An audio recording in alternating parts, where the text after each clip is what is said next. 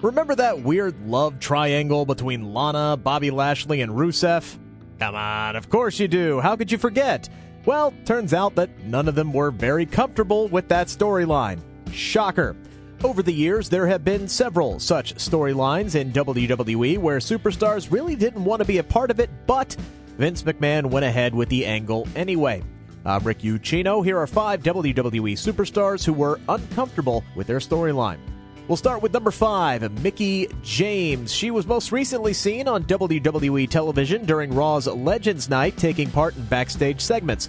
In late 2009, Mickie James was part of a bullying storyline with Layla and Michelle McCool, where LayCool acted as bullies toward James. The storyline turned controversial when the pair began to insult James's weight and began dubbing her Piggy James, which left the former WWE Women's Champion in tears.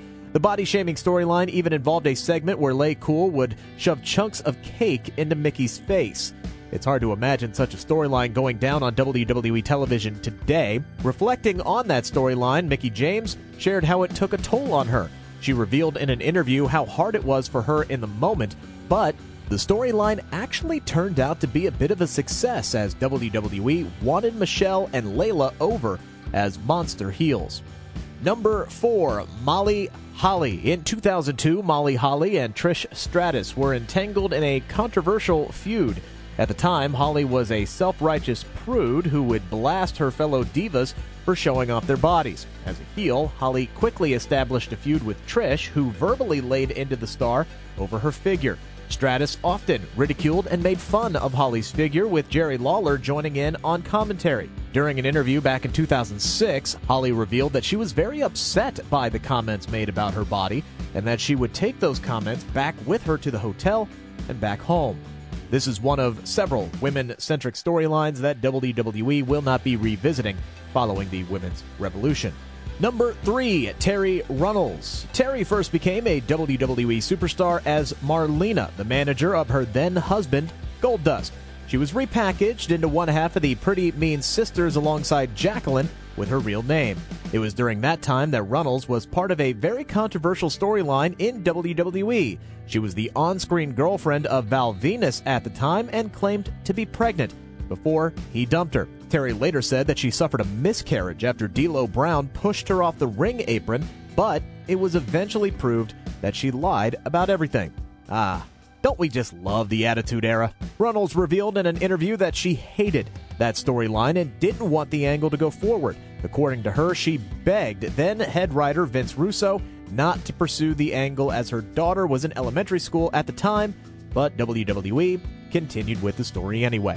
Number 2, the man, Becky Lynch. It is safe to say Becky Lynch became the face of WWE during 2019. The Irish superstar began the year by winning the Royal Rumble, and in the spring was one of the first women to headline WrestleMania.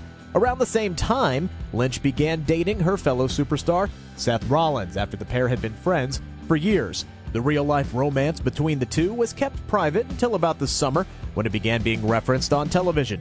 Top babyfaces of the company at the time, Seth and Becky started working together in mixed tag team matches and feuded against Baron Corbin and Lacey Evans with both the Raw Women's Championship and the Universal title on the line. However, Becky Lynch was quite disappointed with how that story played out. She didn't want her relationship with Seth Rollins to be at the forefront of the feud. Instead, she wanted WWE to project it as two people at the top of their game fighting side by side. As we all know, it didn't quite come off that way. Interestingly enough, since that angle, there really haven't been many references to their relationship on TV outside of the pregnancy announcement and any reference to it. And finally, number 1, Dean Ambrose, or as he's known today, Jon Moxley. In late 2018, Roman Reigns sadly had to take a break from the company after being diagnosed with leukemia for a second time. WWE then decided to bring this into the storyline between Reigns' former fellow Shield brothers, Dean Ambrose and Seth Rollins. Ambrose would turn heel and attack Rollins on the very same episode that Reigns announced his illness. The following week, Ambrose cut a promo mocking Reigns' diagnosis that was obviously met with criticism. While appearing on the Talk is Jericho podcast, Jon Moxley expressed his distaste over even saying the words that he did. he could not believe one line in particular that Vince McMahon wanted him to say about his actual friend who was battling leukemia. This is where John drew the line, although McMahon tried to talk him into doing it.